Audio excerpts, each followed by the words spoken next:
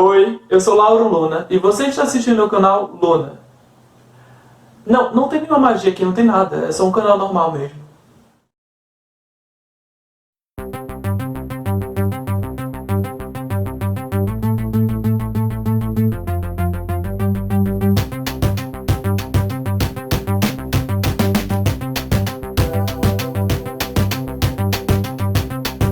Querido diário, quando criança, eu costumava acordar bem cedo.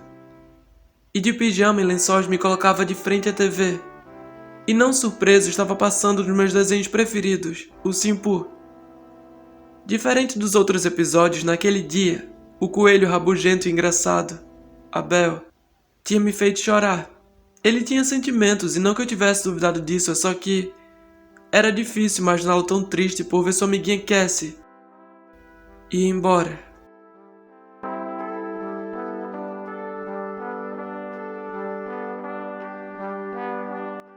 Eu só achei que você deveria saber que eu não vou ficar aqui por muito tempo. Na verdade, eu vou voltar pra Nova York. Eu não queria te dizer isso assim, mas é que...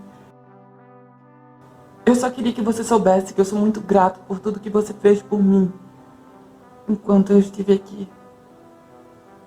Você é um amigo de verdade. Me desculpa, Laura. O que o mágico falou me fez pensar numa peça da sexta série, em que interpretei um garoto que se sentiu mal sobre não querer que seu amigo, o pássaro, se despedisse.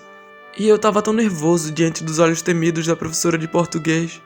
Ela pode me dar zero a qualquer instante, repetia. Anos depois, tive vislumbre de entender um pouco aquele pássaro, quando apresentei o último trabalho da universidade. O dia em que a maioria das pessoas tende a achar que aquele é o seu ponto de virada. E comigo não foi diferente. Bom, se me permitem, eu vou ler um conto que eu fiz para o concurso. E embora eu não tenha passado, eu acho que ele se adequa muito bem a esse momento de estar terminando a universidade com, sei lá, desse jeito. Ele se chama Estação de Fuga.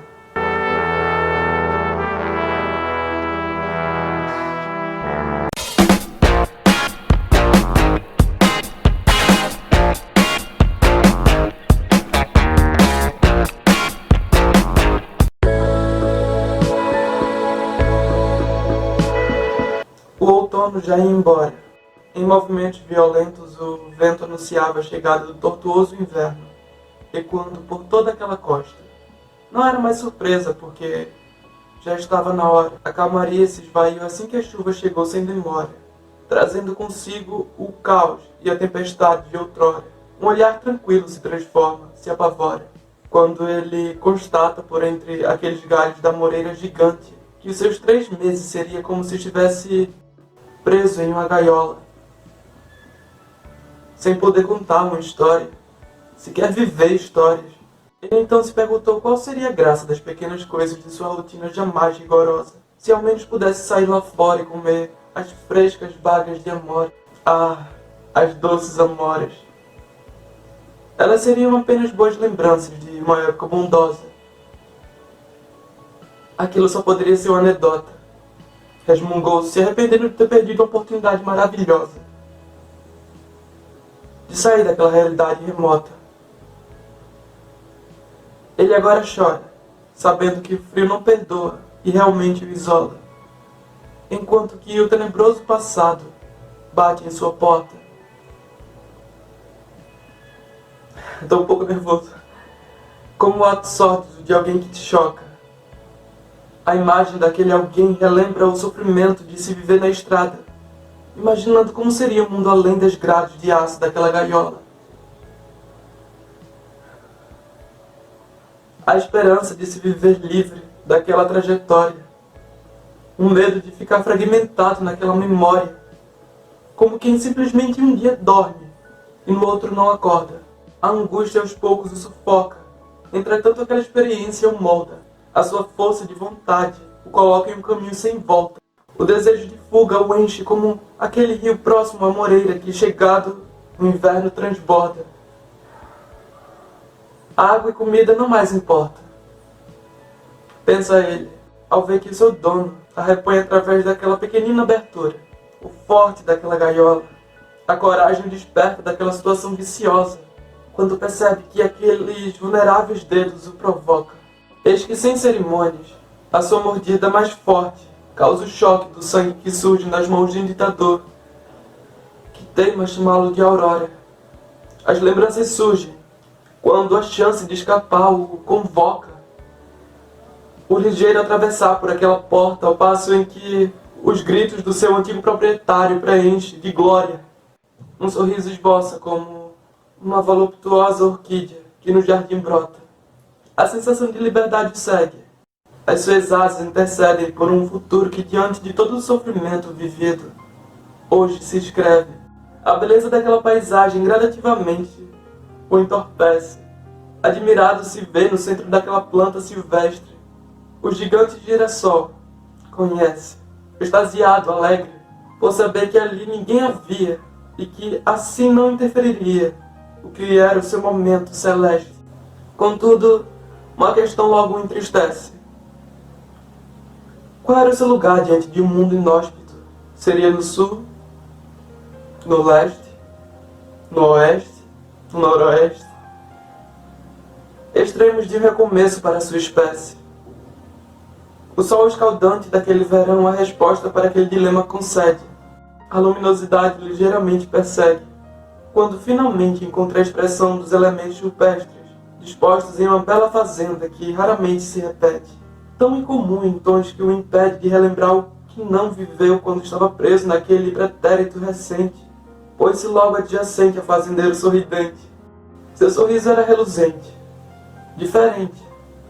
Nada lembrava aquele seu proprietário carente, intransigente, revestido por uma máscara inocente, um abuso frequente.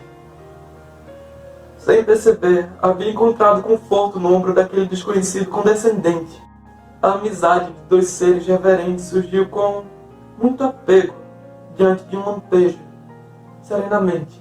Viver naquela fazenda com aquele casal de italianos se tornou praticamente um sonho.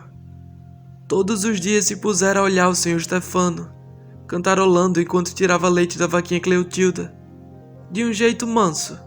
Certa vez, resolveu se juntar àquele arranjo, com o seu soprano, nunca mais parando, até que ambos estavam enfim prontos para o tradicional café da manhã da fazenda Pé de Ganso, torradas de manteiga da senhora Milano, geleias de sabores tantos, o famoso bolo de cenoura caseiro falado por todos os cantos, sempre suas migalhas provando. Aqueles dois estranhos haviam o recebido como se fosse um anjo, dizendo que volta e outra para o céu estavam contemplando. O tempo e seu avanço se encarregou de passar 3 anos, mas o inverno foi só se agravando, logo ficando impossível para aquele casal serrano. Então, com aquela estação se aproximando, a estrada estavam pegando e ele os acompanhando. Em caminho à cidade daquele município interiorano, os seus hábitos distanciando, os dias contando, a agonia daquele ambiente enfadonho, o barulho dos carros passando, das fábricas, ouviam-se os estrondos, a poluição os afetando, quando enfim 3 meses atravessando o que diziam ser aquele mar de monstros, para casa estavam regressando.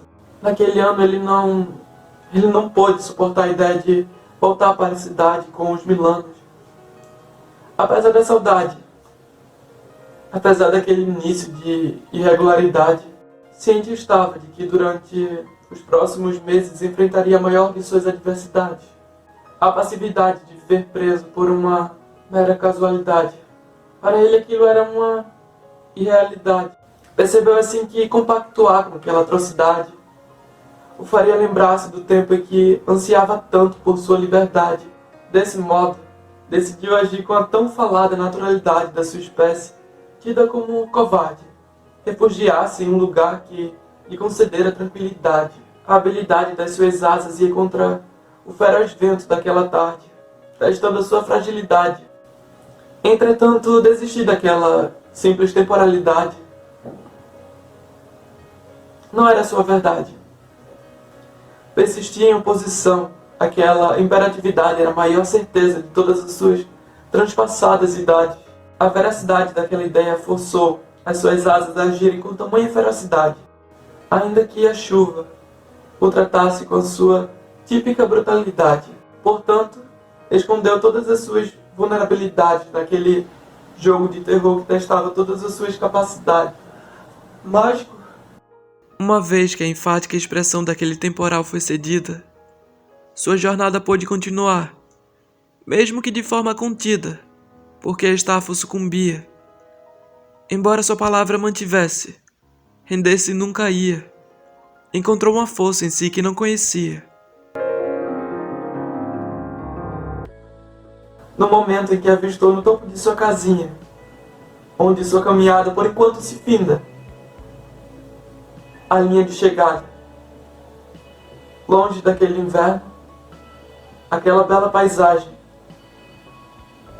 o retrato da doce conquista.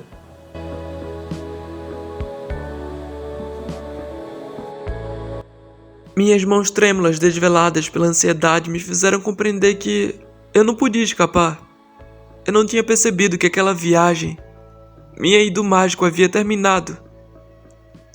E eu só penso que fui tão estúpido porque deixei que ele saísse de cena sem ao menos dizer adeus.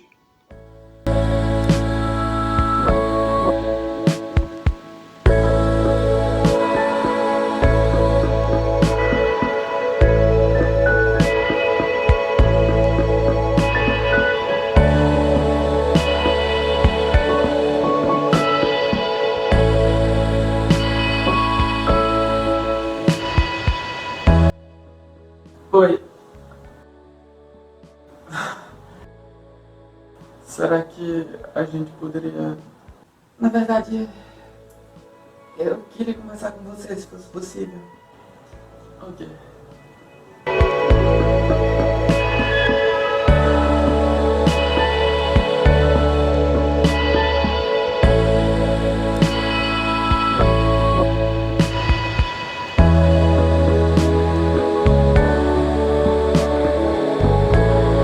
Se quiser eu posso... me desculpa, tá? Não, eu que exagerei, na verdade. É que... eu só achei que você podia ter me dito, né? Sei lá. Mas eu quis te contar, só que... eu fiquei com medo que algo desse errado. Até porque o Mr. Big tá sempre por perto. Eu entendo.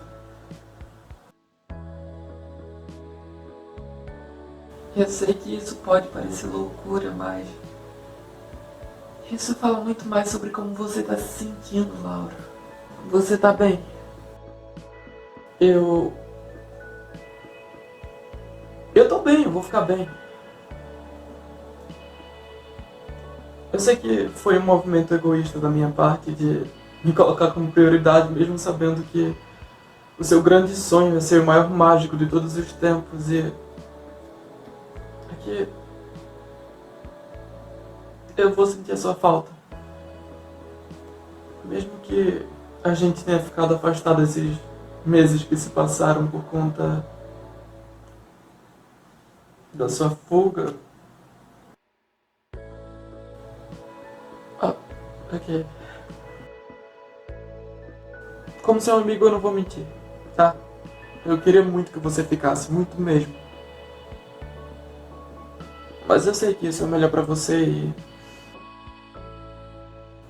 eu vou ter que apoiá-lo em quase todas as decisões que você vier a tomar. Quase todas, tá? Quase todas. Será que você pode me perdoar? A realidade é que eu não vou pra escola de magia, Laura. Eu vou pra Nova York. É claro, Nova York. Eu sei que isso deixa você bem animado. Eu precisava dar um passo. Me desvencilhar disso tudo. Não dá pra ficar preso ao passado. Admito que fui egoísta. Eu fiquei com medo. Com medo dele voar.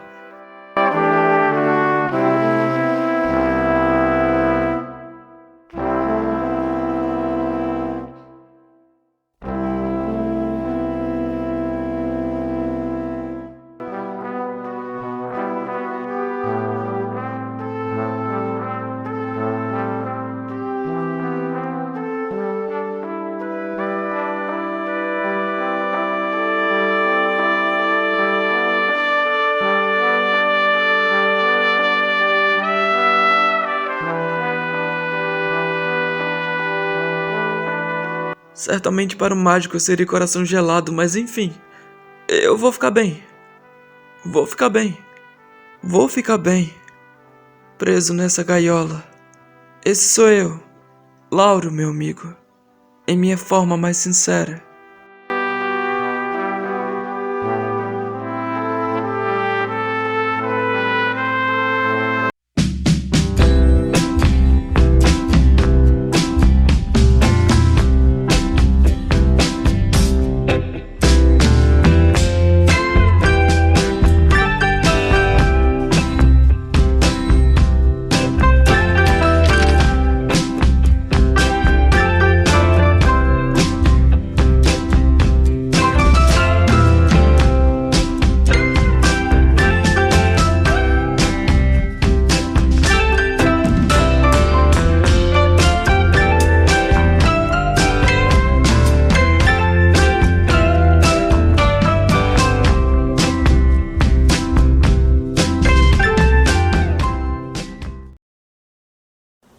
Ei, muito obrigado por assistir.